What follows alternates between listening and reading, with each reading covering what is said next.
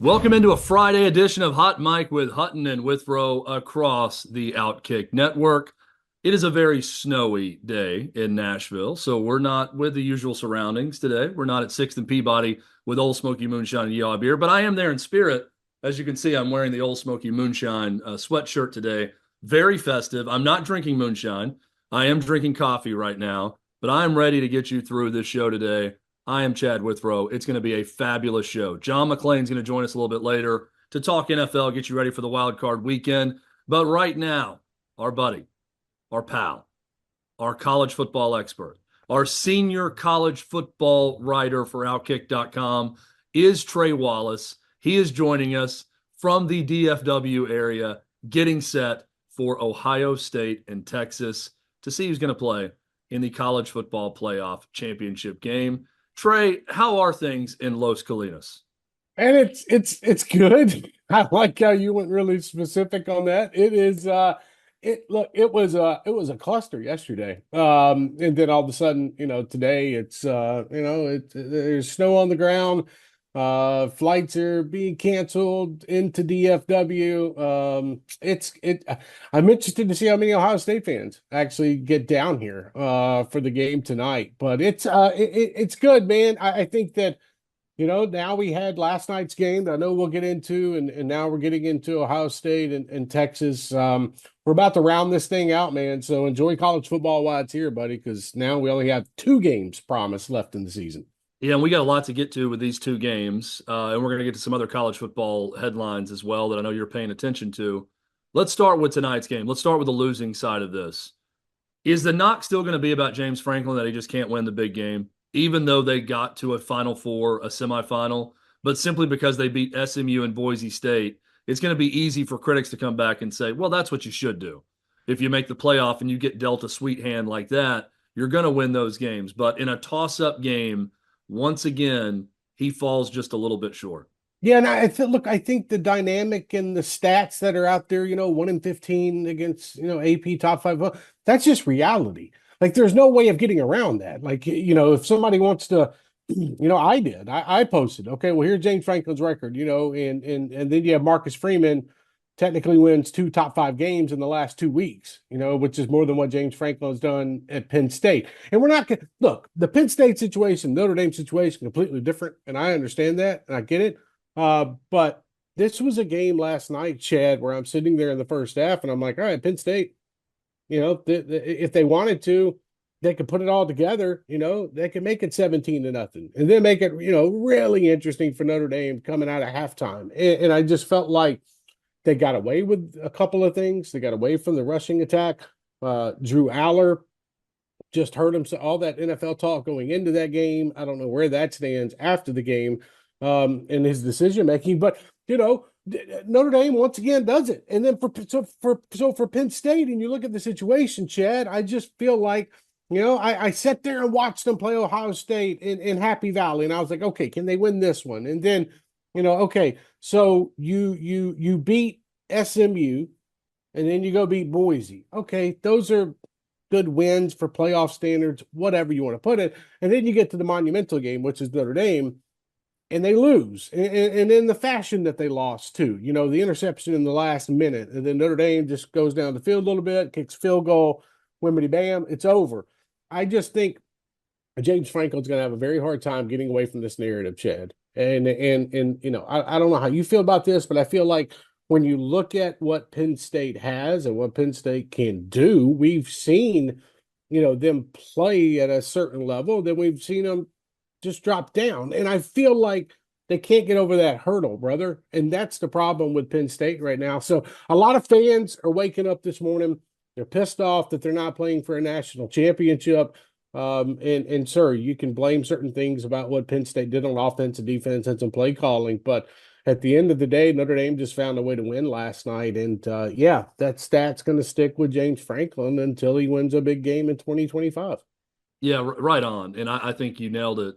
And that's who he is at this point, right? Is the guy who Right. falls short in the big games. I will say this for James Franklin, though. There's a lot to be said about winning every game that you're supposed to win. And he's done that pretty consistently at Right. Penn State. So, look, he's done a really good job. I Yes. get that people are going to say, well, big game James is back or whatever when he gets up against, but these are mostly games that he's not favored in, right? It's not Right. like he's a favorite heading into these games. So will he pull off the upset to win Penn State a national championship or get in that national championship game at some point? I don't know. The history kind of speaks for itself, but he's done a great job winning the games he's supposed to at Penn State, no doubt Well, about it. especially because he could have folded against Boise State. Like they could have dropped that game, then we'd be having a different conversation right now. You know what I mean? So it's like You can't I change the fact the guy got to the semis. So that is an accomplishment correct. in of itself. He was in the Final Four, and Correct. he's always going to have that on his resume, regardless of who he beat. It's like a team that gets a great draw in the NCAA tournament. If a 15 beats a two, and you're playing a 15 seed in round two, that okay. Well, no one cares if you make the Final Four or if you make the Elite Eight. They don't Right. ask how did you get there. It's just did you get there. So I want to give James Franklin credit for what he's done at Penn State and what he did this year, while also acknowledging the fact that, yeah, what everybody says about Penn State teams and James Franklin in big games is true. He's Yeah. not winning the huge games on Penn State's schedule, but it's still pretty good if you're a Penn State fan. Life is good. You're winning every game in the Big Ten you're supposed to win.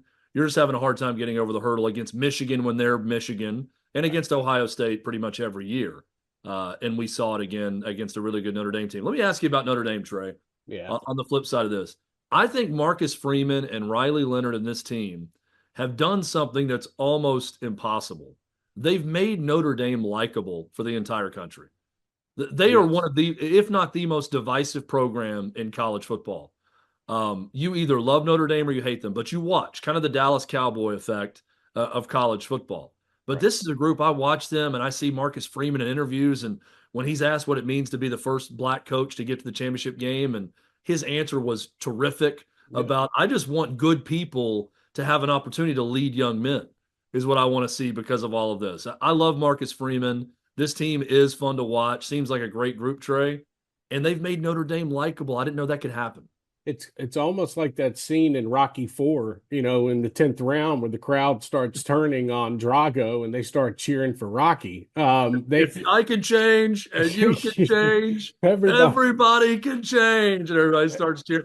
I always found it funny. I watched Rocky Four recently. People start cheering before the Russian interpreter starts speaking Yes. in Russian. I'm like, did they learn English in the 2 minutes that Rocky was speaking? Because they're clapping a little quickly before the Russian guy starts speaking. They can figure out a couple different words of it. Great reference by you. I look at it. Man, look, Notre Dame is fun to watch. Marcus Freeman is a fun coach to listen to.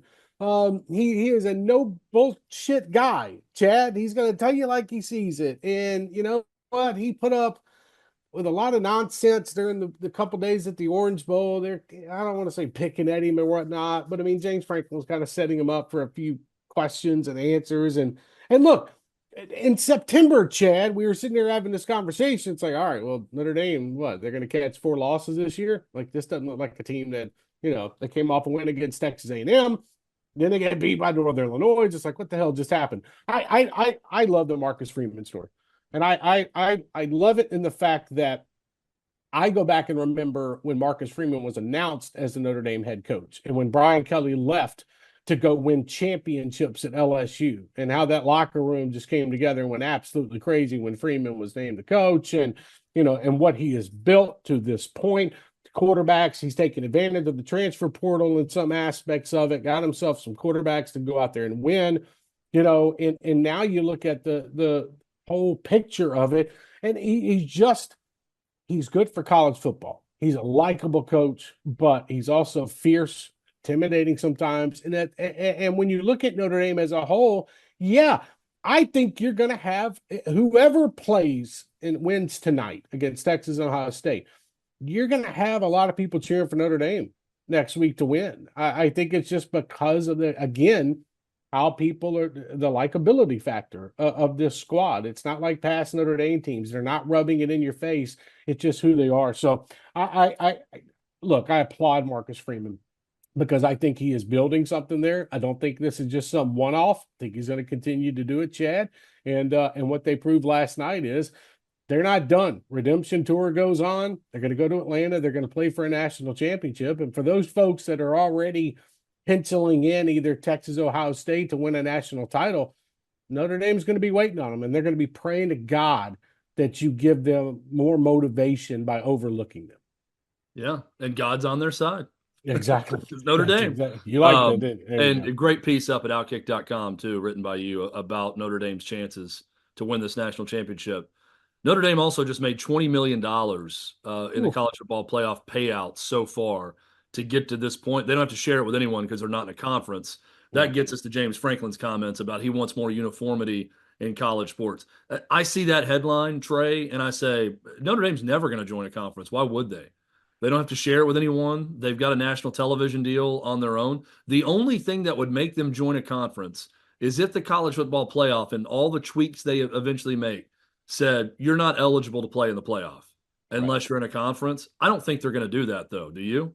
No, I don't think they're going to do that. And you can take away, you can dabble in the automatic qualifiers and whatnot. But I think, look, if Notre Dame is sitting around every season at 10-2, 11-1, and whatnot, they're going to be in the college football playoff, and that's fine. And you look at the financials of all of this, for them to be able to not have to split up any of that money, like for folks out there that maybe don't quite understand it, and it's okay, it's not a big deal. Like when if Texas tonight, they're going to have to split up their money with the rest of the Southeastern Conference.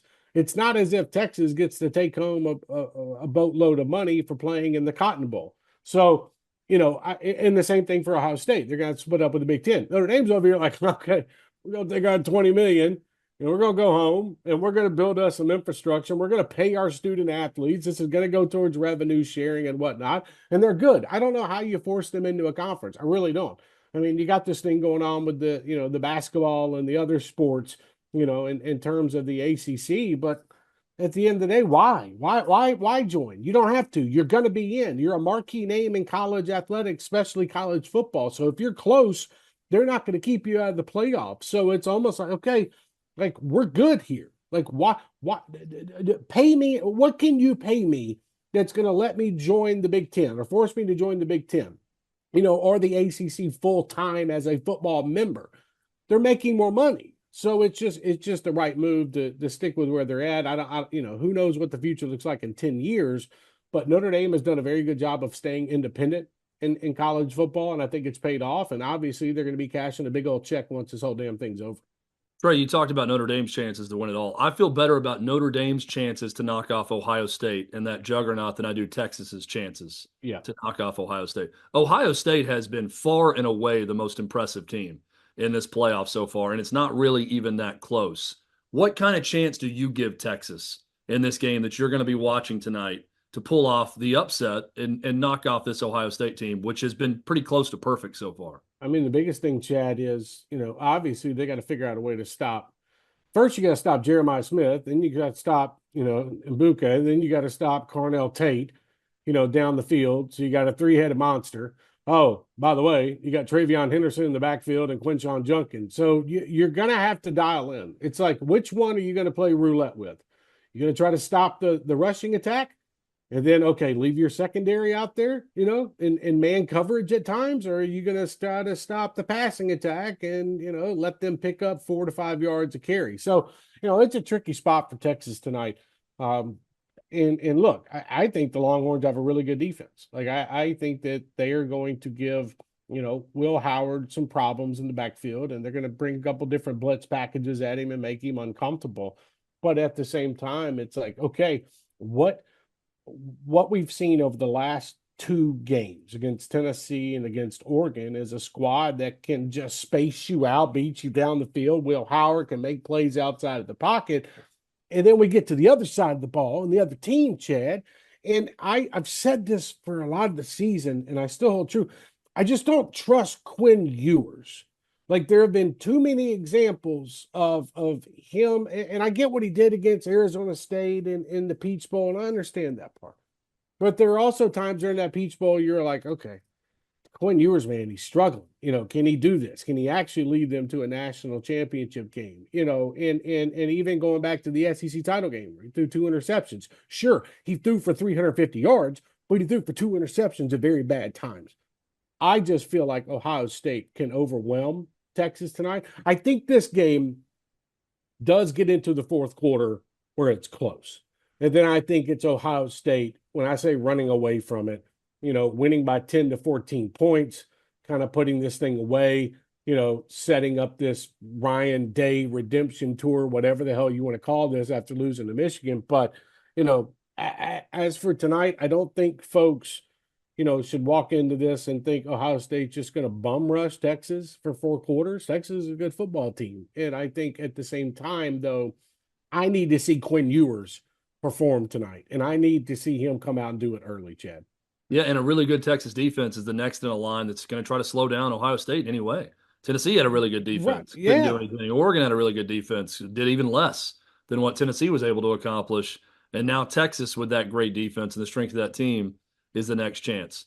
Carson Beck elects to not go in the NFL draft and enter the transfer portal, Trey. Yeah.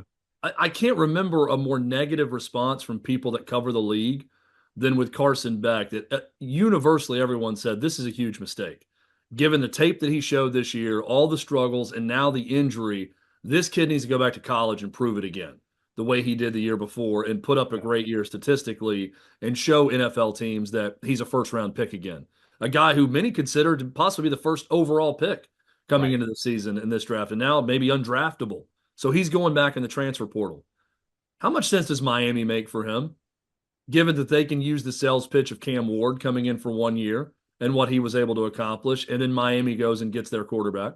I think when Carson Beck, and I don't think this, in talking with some folks about the situation that are close to it, he got antsy after that UCL injury. He got very nervous. The whole family did, the whole crew.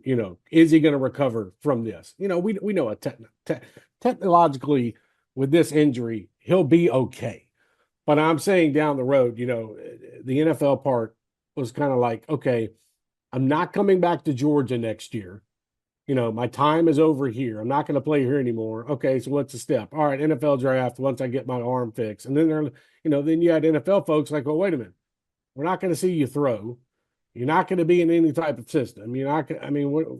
I don't care about your 40 time. And I think overall too, his receivers at Georgia certainly didn't help him this year. But this was not the same Carson Beck. You hit it. This is not the same Carson Beck we saw in 2023. And I think that another year was going to be fine. So now you shift it, and here we go. Miami needs a quarterback.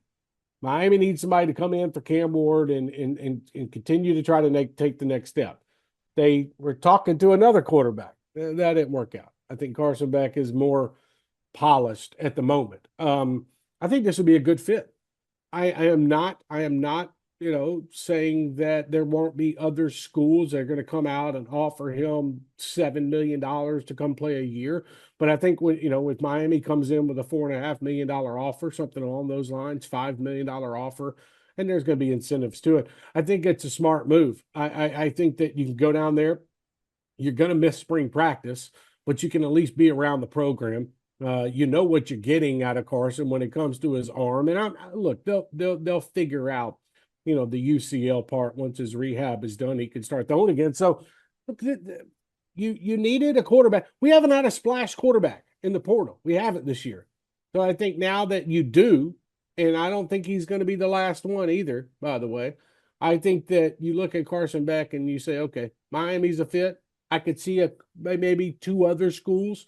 They're going to try to drive the price up, Chad. But at the end of the day, look, Mario Cristobal has got to keep this train kind of rolling the way he has it right now. And I think Carson Beck would be a quarterback that would flourish.